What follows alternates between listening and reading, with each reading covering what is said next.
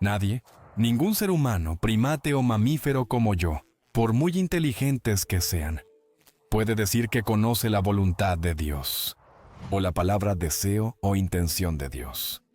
Esta información no es accesible para los humanos, así que mi primera declaración es esta. Aquellos que dicen saberlo, ya están, en cierto sentido, desacreditados. Están engañados y, en cierto sentido, son los primeros que deben admitir que el argumento continúa sin ellos, porque todos nosotros debemos asombrarnos, cada vez más, todo el tiempo. Asombrarnos más y más de eso, a medida que descubrimos cuánto más hay por saber al darnos cuenta de lo poco que sabemos, o podemos saber. Solo a aquellos que dicen que saben, que están seguros, son a quienes debemos desconfiar a priori, si puedo usar esa expresión. Quienes creemos que la duda y la incertidumbre rigen los principios del universo. Tenemos derecho a exigir evidencia antes de aceptar algo y a no estar sujetos a ello sin pruebas. Lo mismo aplica para nuestros hermanos y hermanas musulmanes. Ellos dicen, tal vez aún no lo sepas, pero nuestro profeta tuvo la última revelación, la única correcta. La última, siempre hay una última revelación, sí.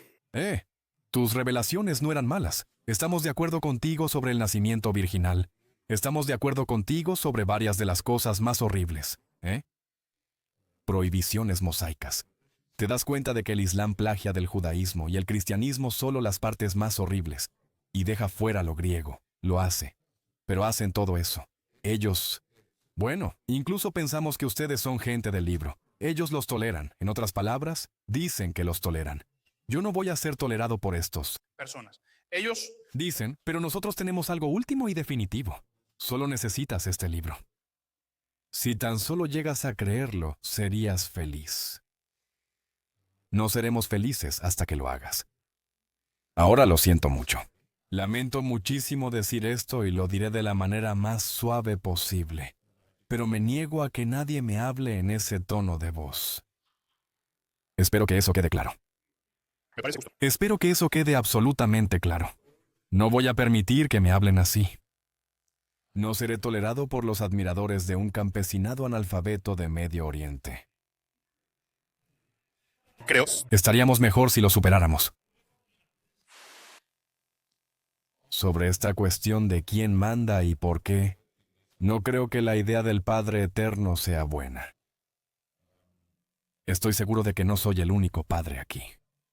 Tengo 3 hijos. Como padre, debo no estorbar, hacer lo mejor por ellos y darles su espacio. Y si les dijera, no se preocupen, siempre estaré aquí, no como en siempre estaré aquí para ustedes, sino como en nunca me voy a ir. Jamás se librarán de mí. Nunca dirán adiós, papá.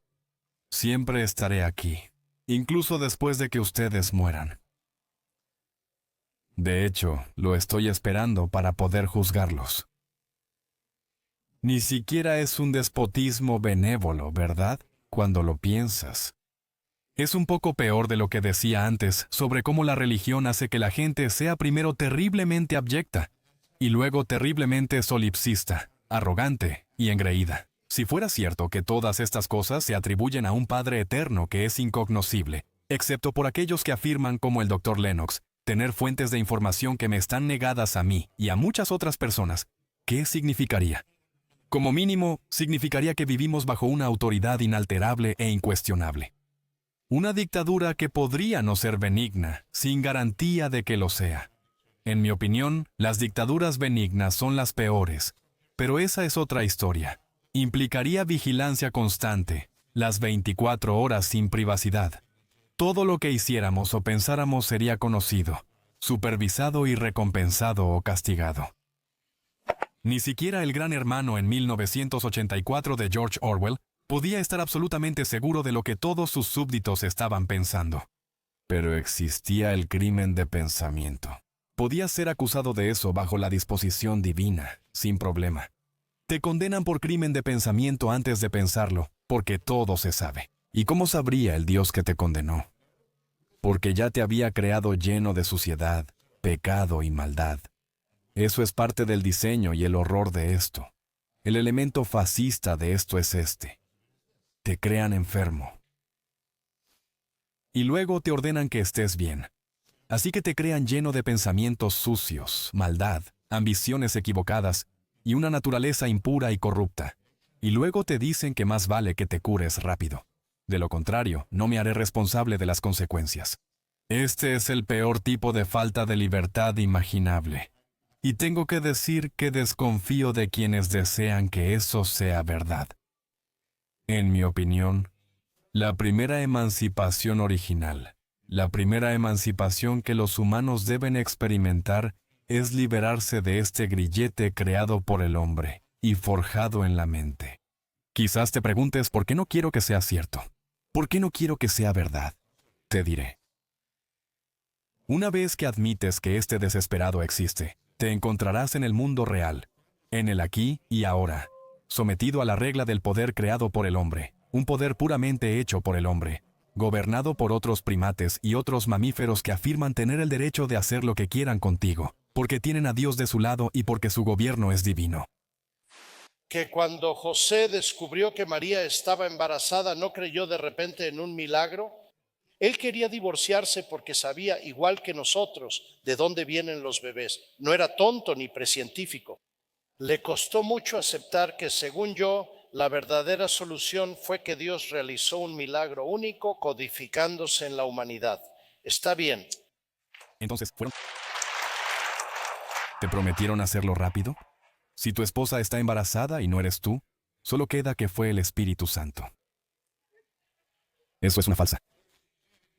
David Hume trata esto bastante bien. Él dice, en el caso de que las leyes de la naturaleza sean suspendidas, tienes que preguntarte, ¿han sido suspendidas a mi favor o posiblemente estoy bajo un malentendido? Creo que Thomas Paine pregunta, ¿es más probable que se suspendan las leyes de la naturaleza o que una chica judía mienta? Tenemos que madurar y dejar atrás estas cosas, ¿sabes? Esta cuestión sobre el origen de las cosas es, por supuesto, muy importante. Y si piensas que debe haber tenido un iniciador además de un inicio, que no es solo un diseño o un diseño aparente, sino que debe haber tenido un diseñador, solo estás pidiendo que se haga otra pregunta, que es, ¿quién creó a este creador?